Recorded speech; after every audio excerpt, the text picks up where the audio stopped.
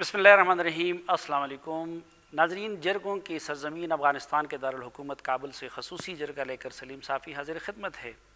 علامہ محمد اقبال نے کہا تھا کہ آسیہ یک پیکر و آبِ گلست، ملت افغان درا پیکر دلست، از کشادی او کشاد آسیہ، در فسادی او فساد Asiya.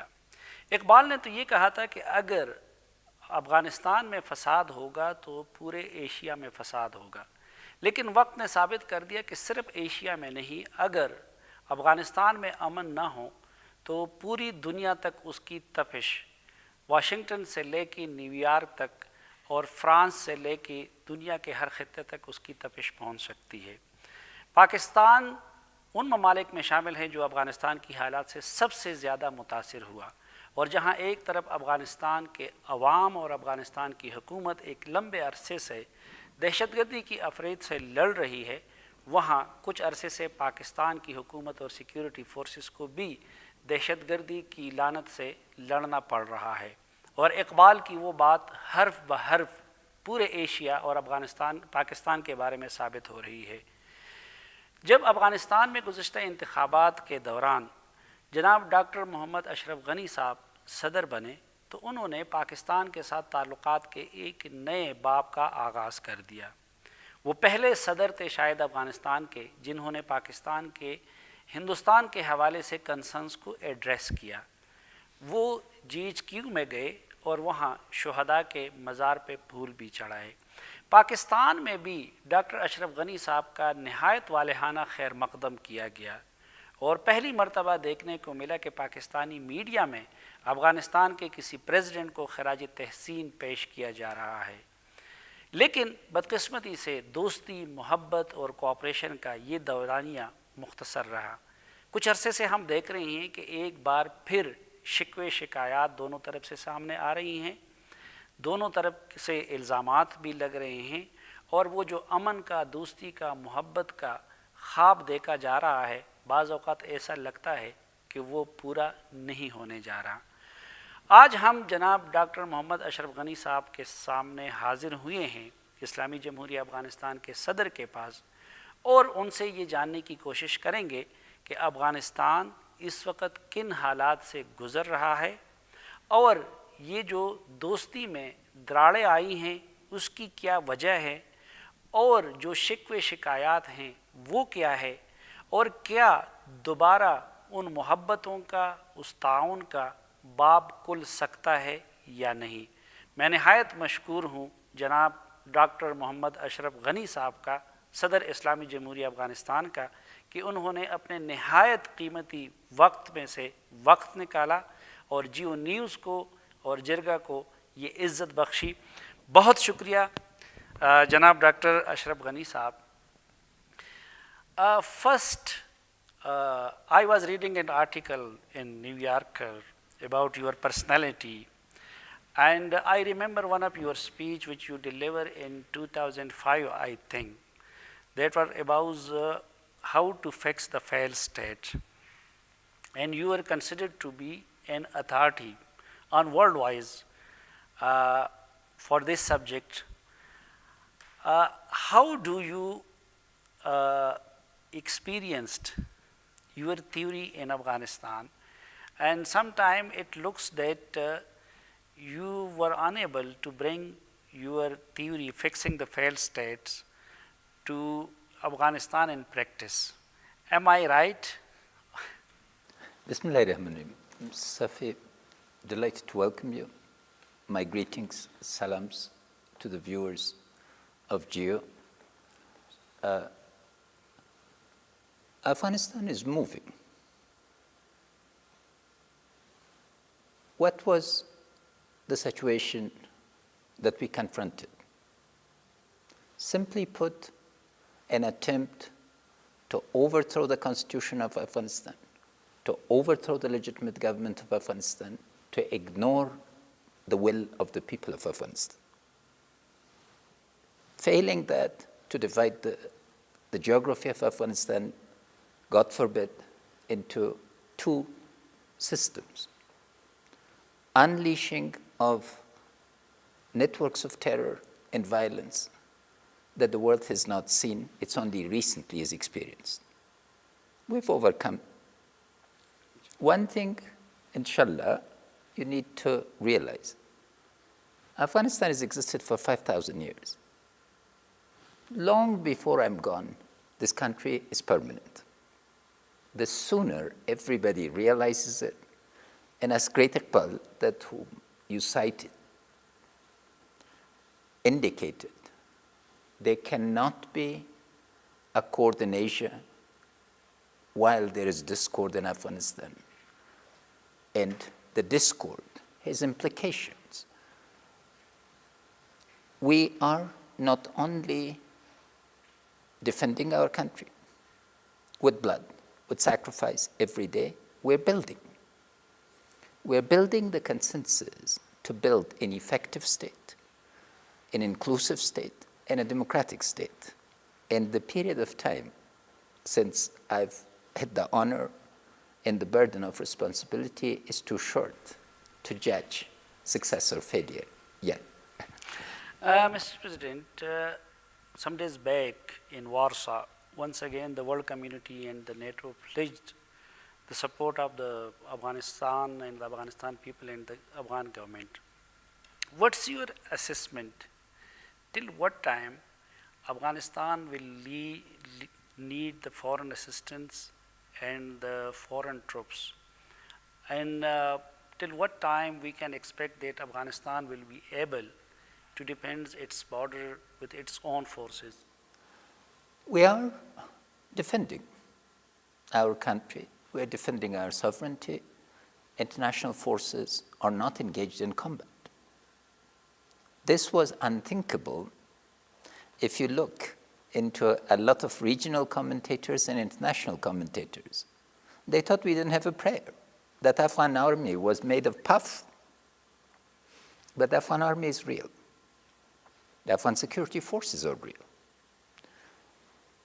This year alone, 3 intensive waves of battle have been launched against us. We've crushed them. Why is there war? And why are international troops still in non-combat roles here? Because our overtures for peace, our entire program for peace, our outreach for peace was not accepted. Had my sincere efforts that you referred to with Pakistani leaders, civil and military, had been accepted, Afghanistan would not have had to fight when we would have not needed international troops. But they were wrong assumptions. I think we've shown them that the international community, the assumption was that the international community is tired, it's exhausted, it's overextended. Afghanistan will not be a priority. I hope it's been proven beyond doubt in Warsaw that the consensus on Afghanistan is unprecedented. Why is there a consensus? Because we are doing our part, and the problem is not confined. This is not a civil war. The networks of international terror, the support that they draw, require international cooperation. We will be, with every day, our security forces are becoming stronger, but we need international support because the war is both regional and international. But Mr. President, outside Afghanistan, generally, the people believe that it's not the Afghan forces, but it's the NATO and the American who are defending Afghanistan.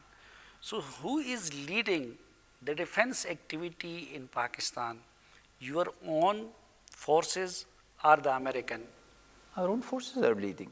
Well, go look at our barracks. People who are dying. How many American casualties are in Afghanistan? How many European casualties are in Afghanistan since I've become president? Combat requires casualties. This is an Afghan-led operation. We hope that people who are our neighbors will at least bother to check their facts. You cannot, when I used to do field work, in 1986, Ms. Boto had just returned, and I would go attend all the demonstrations. And then in the salons, in the evening, people who had not attended had all theories as to what had happened. We have to get outside the couches and move and examine realities. This is an Afghan-led operation. The Afghan security forces have shown their mettle, their patriotism, their leadership, and their management.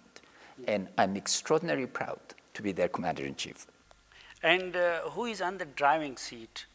Is the NATO forces have to obey your orders, or your troops have to obey their orders? We're not obeying anybody's order. This is a partnership. Their role is non-combat role. In a non-combat role, they provide advice, assist, and train. In counterterrorism, we have joint operations, and I issue orders. For instance, I ordered that the men going by the name of Markhatab, who committed the heinous crime of the children, attacking and killing children in Peshawar and taking pride in it, should be bombed, and he was.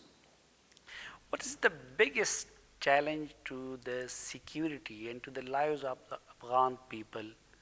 Is it Al-Qaeda? It is Taliban? Is the surrounding countries, the proxies? Our biggest problem is state-to-state relationship with Pakistan. This is the biggest problem. That's the biggest problem. It's the fundamental issue of regional security. Because there are two wars going on. One war is getting coverage, the other war is not getting global coverage. Pakistan has 200,000 armed personnel along the Durand Line. And they're using force continuously, and it's a courageous act.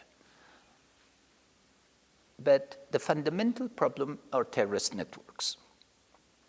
But because we have not reached state-to-state coordination, we are facing fundamental issues. Sovereign equality between states, an agreement to international rules of the game defining relations between the states is key to regional stability. That has been my message. This is continued my message. We need to arrive at common understanding. The quadrilateral process brought this to a very organized framework, and we hope that we can move back towards implementation. So, Your Excellency, do you think that this state-to-state relations problems with Pakistan, this is more biggest problem than Taliban, Al-Qaeda, and other terrorists? Absolutely. Those are threats. This is a fundamental solution because there's sanctuary.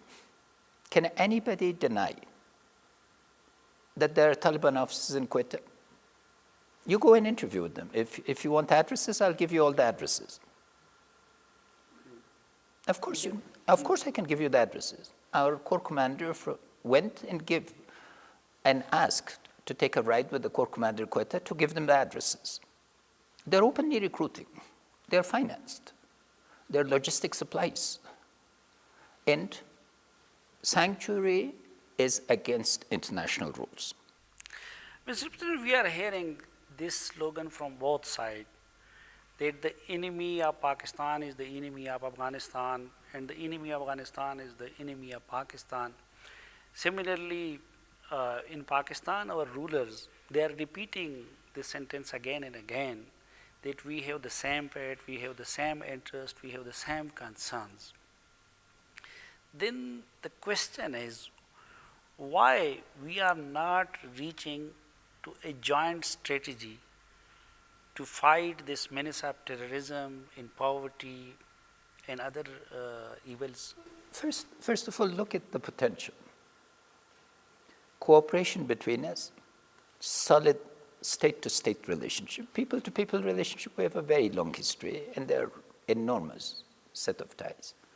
But state-to-state relationship is key. In relation between governments, there is no emotion.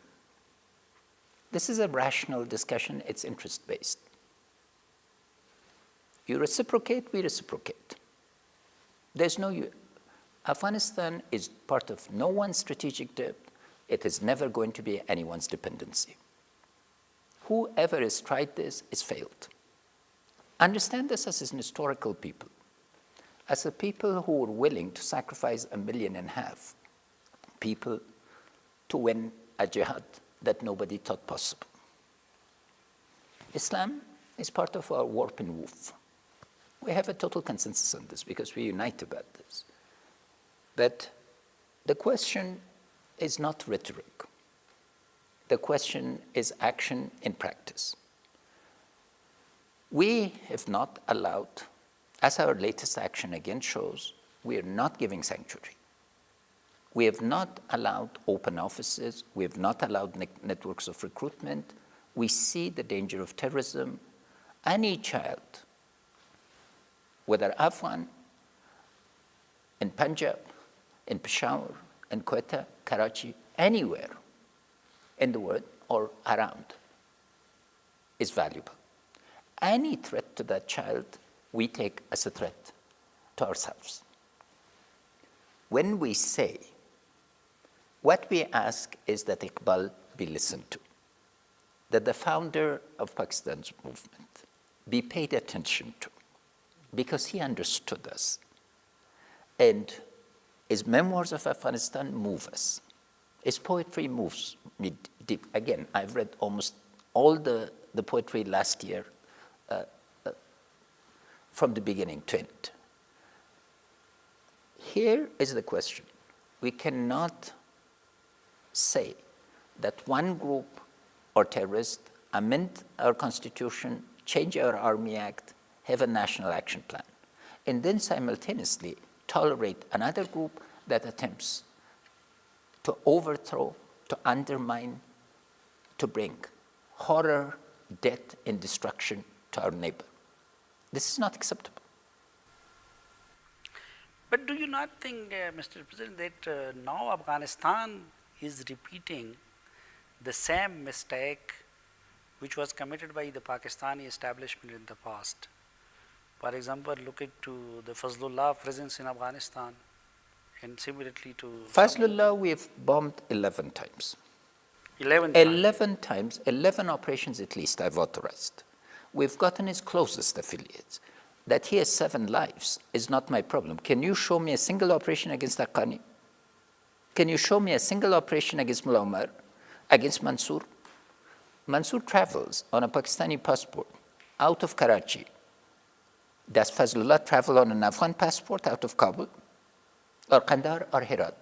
Please look, you're not reciprocating our actions. I can give you chapter and verse of the number of operations. Can anybody in Pakistan give me an indication of a single action for use of force against these groups? They're wounded, treatment in hospitals, open meetings in Islamabad. Is the operation in North Waziristan was not against the Haqqanis, and that was not on the demand of the Afghan government? The operation in North Waziristan was on the basis of the national imperatives of Pakistan. The threat became large. You've covered it. General Rail Sharif made a courageous decision to use it. But the consequence of this was that a series of terrorist groups, like beehives, changed their places, increased the threats to us. And the Haqqanis were not touched. The Haqqani network is intact.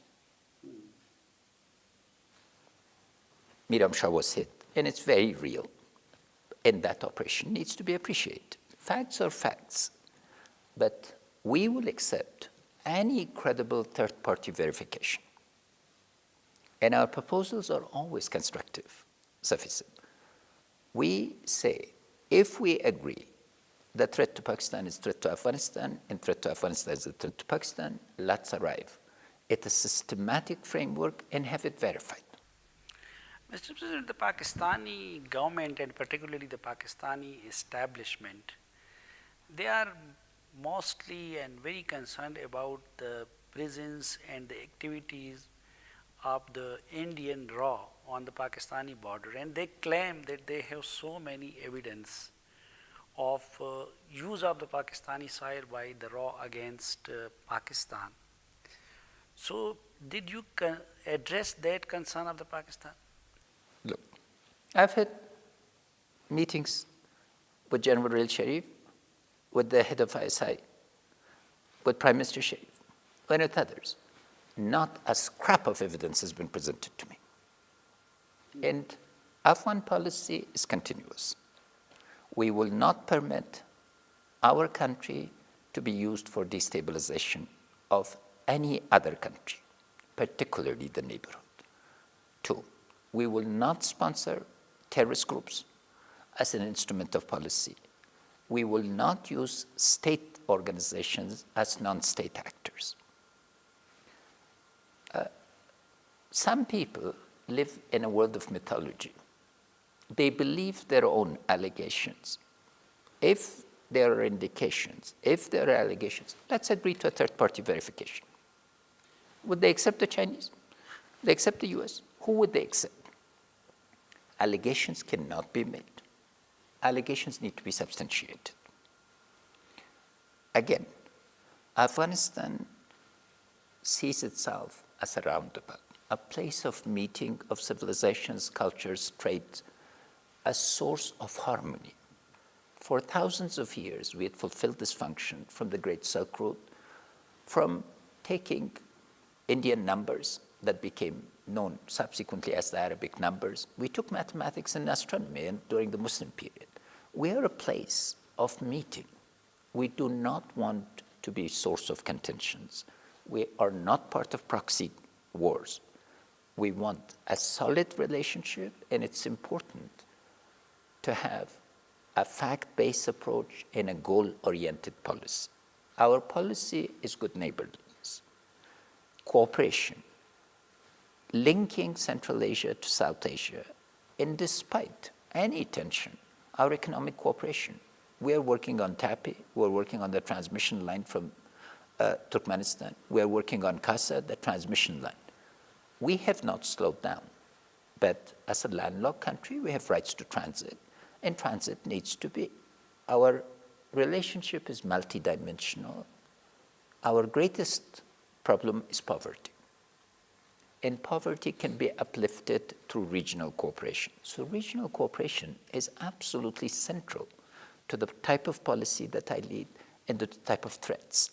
Mr. President, you are so clear in your mind to act against TTP leadership, and if you are ready to address the concern of the Pakistani government regarding the Indian or the raw presence in the region, then why the NDS or the Afghan government refuses the intelligence cooperation, and when you were going to patch a deal between the cooperation of ISI and your NDS, so why that efforts didn't materialize?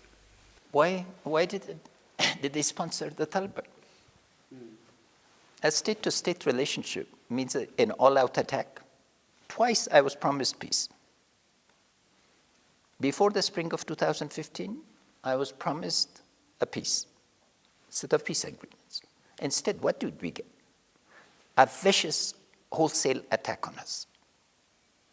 In 2016, again, at the highest levels of government of Pakistan, I was assured that within days, peace process was going to begin in earnest, and another series of attacks. In this environment, how do you expect us to behave with trust?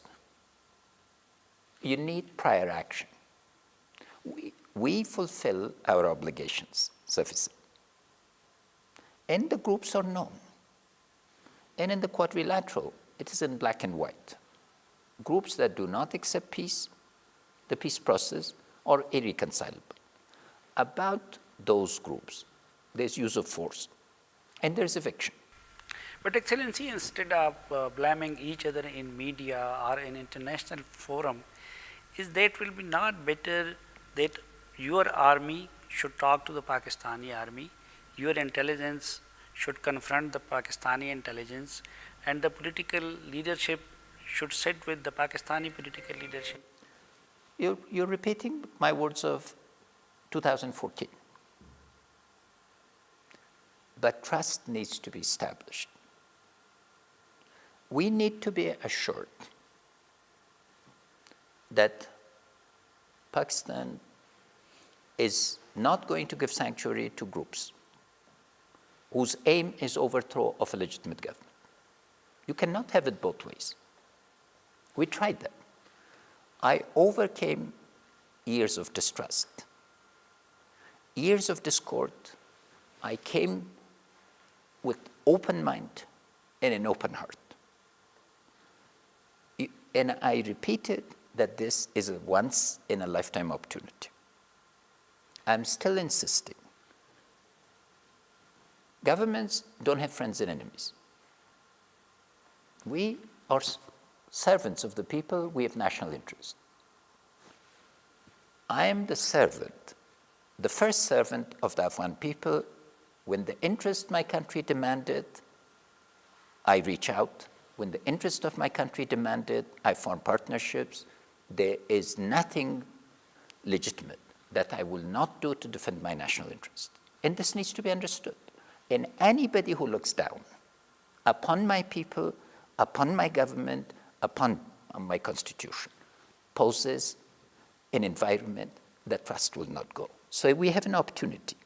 The opportunity is to make history, to overcome the past, to move forward with a sense of vision, with a sense of commitment, and a sense of mutual interest. Mutual interest is the basis on basis of how we can move forward, how we can achieve once again that environment of trust and cooperation. Now it will have to be gradual and systematic. First, systematically declaring that Pakistan has no interest in strategic depth. It does not look upon us as a backyard. We're nobody's backyard. Anybody who's stepped here has been swollen. This is a land of lions. Don't look upon it as a land of hens. But our present leadership, even the political and also the military, they have denounced the concept of strategic depth. But this needs to have implications. That means don't give sanctuary. It means do not allow for political recruitment of groups that are openly declaring. Our cadets, police cadets on the way of returning or killed, groups in Pakistan take responsibility for them. Our unarmed security apparatus 2 miles from here are studying. They are butchered. In Kabul, bombs are thrown. Responsibility is taken them for named groups. And those groups have headquarters. They have open activity. They have meetings. None of high-ranking Pakistani officials is denied meeting with senior levels of Taliban. How can Mansour travel on a Pakistani passport multiple times from Karachi airport? And here, there will be accusations. So but they claim that there are so many Afghans who have get the Pakistani passport. Please, do not insult the ISI. ISI is far more efficient than not to know who Mansour is. In the past, even some of the presidential candidate of Afghanistan, they were holding the Pakistani No, card. but those were people that were honored by specific things. But it is not in order to commit terror. The leaders of jihad were engaged in a legitimate Islamic duty and a national patriotic duty, and it was part of our friendship. What I'm bringing to your attention and to your honorable viewers and to officials, we have an opportunity. We have prepared roadmaps. There have been non-papers that have been shared. There is opportunity to act. And I hope that illusions that the government of Afghanistan will collapse, that the Afghan army will collapse, that international forces will abandon us, that we will run out of resources or will or determination. Let's begin with a clean slate, with a full understanding that Afghanistan is here to stay, that based on mutual interest, we can face the greatest threat that faces all of us, which is regional and internationally based terrorist networks that threaten both our countries. That is the threat, and the key to the solution is our cooperation. In that cooperation, we're willing to engage systematically and wholeheartedly, but based on the principle, trust but verify. What should be the step 1, step 2, step 3 from the Pakistani side? Step 1, go after declared terrorist groups. Okay. Clear. If you don't take action on them, we don't believe. Step 2. Step 2, act on the quadrilateral process regarding reconcilables and irreconcilables, so that peace can begin in those. 3, those who reject peace should be evicted from Pakistan. And what the Afghan side will reciprocate? Afghan side will cooperate with counterterrorism. The threat of terrorism is the two sides of the line.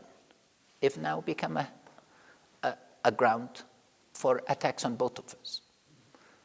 Threat of terrorism in Pakistan cannot be contained without full regional and global cooperation. We will engage in full cooperation across the board. People-to-people relationship, economy-to-economy relationship, security-to-security relationship, political-to-political, and cultural-to-cultural. And in that condition, your government is ready to address the Pakistani concern regarding Indian presence or TTP or Baloch separate? If India is an historical friend of Afghanistan, India is building dams in Afghanistan and helping building our parliament. India is a democratic country sharing our democratic aspirations. Our foreign policy is no one's business but ours, as long as it's constructive. If destructive allegations are made, we will verify. But we are proud of our friendship with India. We are proud of our friendship with China, with the United States. That is the essence of sovereignty. Essence of sovereignty is that you are free to strike partnerships with others. The essence of regional stability is that your friendships with others do not pose threats to your neighbors. Your Excellency, besides an elected president of the Afghan people, you are also an intellectual and a researcher. I want to understand how you will categorize the relationship of Pakistan and Afghanistan at this stage. Can we say them brother? Can we say them friend? Can we say it is love and hate relation? Or God forbid, we can say enmity or enemy? In relations between states, there is no emotion. When you call each other brother, it means you're claiming an emotional relationship. Emotional relationships come when there is a stable state-to-state relationship.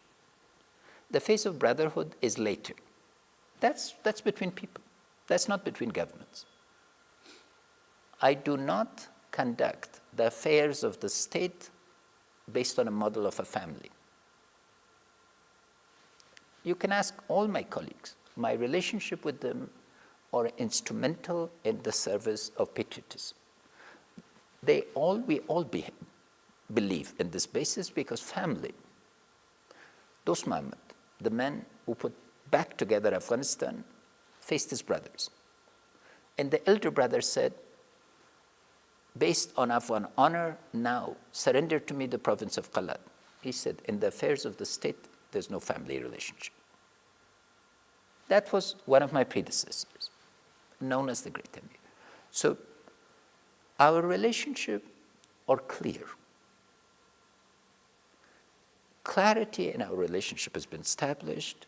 Now we need to act to bring about understanding and trust. There's been an undeclared war against us. In this, I articulated both to Pakistani government, to the Pakistani security forces, to the media, to parliament. No one questioned that. The undeclared war must end. And because of it, the two sides must engage in a systematic, constructive dialogue to bring about. What's the danger? The danger is that we could move from excellent people-to-people relationship to enmity between people. That's what I'm trying to avoid. That's why there's no emotion in my language. We are grateful for the support that Pakistan has provided to our refugees. We intend to bring them back honorably. But again, it is to the interest of the refugees, it's the interest of people, particularly in Khyber Pakhtunkhwa, in Balochistan who have taken most to be hospitable in here. That's where there has been emotion. Afghan refugees, particularly during the height of jihad, did not feel that they were living in an alien land. They were living in a land that they understood and respected. People-to-people relationships are emotional, and there's a lot of that, and we intend to bring back our refugees. But state-to-state relationships must be rationally conducted. It is based on the principle of interest, and it's based on the principle of reciprocity. When positive actions are shown to us, we move. When negative actions take place, it slows down, but the basic point remains. Afghanistan and Pakistan, like any two neighbors with very long histories, are joined at the hip. We must work together to solve our common problems, not face each other as opponents, because the winner will be terrorism. One of the common problem is of the refugee problem, and the Pakistani official, they are giving the excuse that we cannot recognize Taliban or we cannot go against them because they are using the refugee camps and they are active in shape of the common refugees. So why the Afghan government is not bringing back its own citizen? Because we didn't even witness in President Karzai period, no refugees came back to their country, and even now in your government. So do you have any plan for the repatriation of Afghan? Well, two very interesting comments you made. First is an admission that they've actually been sponsoring Taliban.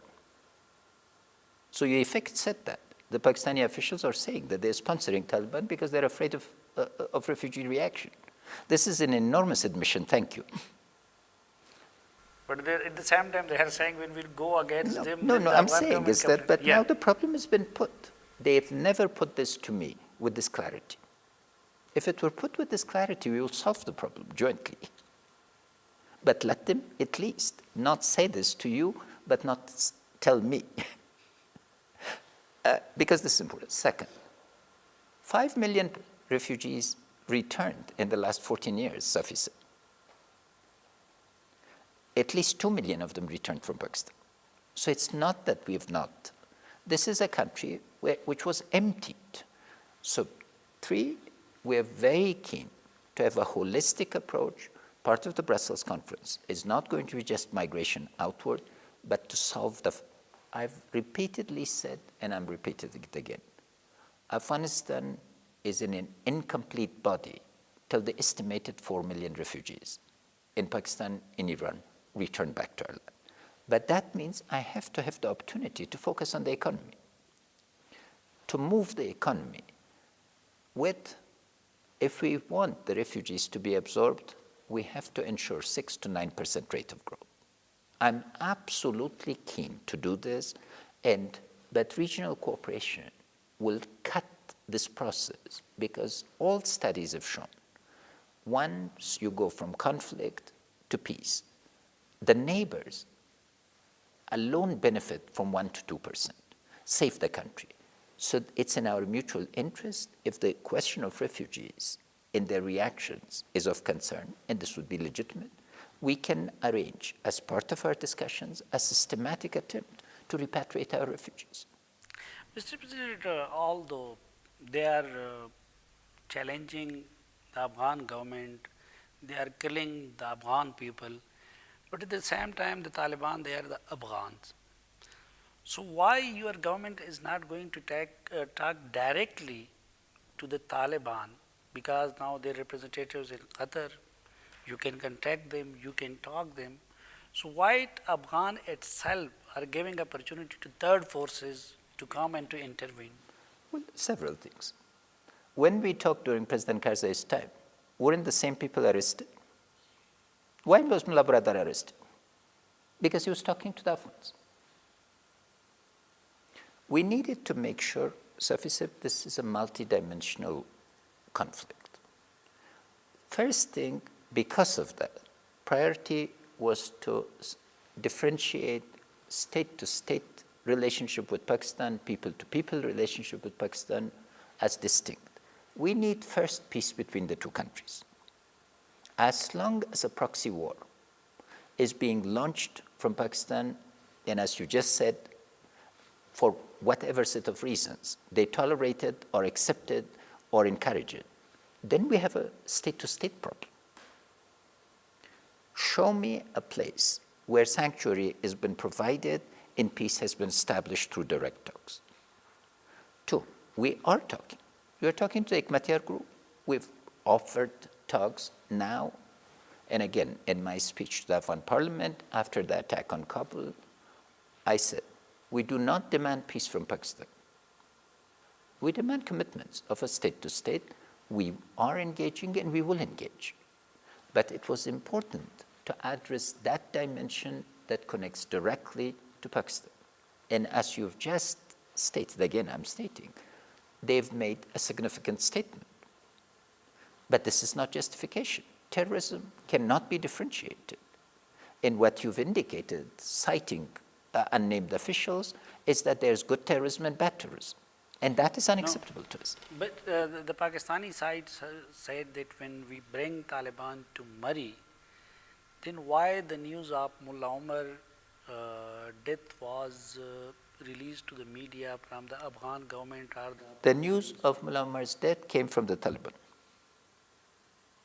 That was not leaked by the Afghan government? No, we give an official. We didn't leak. We give an official statement. Leak is when you say something and you don't acknowledge it. My foot had been broken. I was going for an operation. It got 19 stitches. And it needed to come, and the news was leaking. We verified 19 different sources, all within Taliban groups. How is it that, again, an incredibly competent regional intelligence organization did not know for 2 years? And in all the discussions that were conducted with intentions of sincerity, a simple fact like this was not shared with us. Mr. President, what your government can offer to Taliban, is there any meeting point because they are not accepting your constitution? What we are offering Taliban is common citizenship, common destiny, common vision, and inclusion. We accept the Constitution does not differentiate between Afghans. An Afghan who accepts, this is the charter of our existence. And we must live together. We are offering that, and the details of what divide us are subject of peace talks. We did not put preconditions. I've looked at more than 100 peace agreements.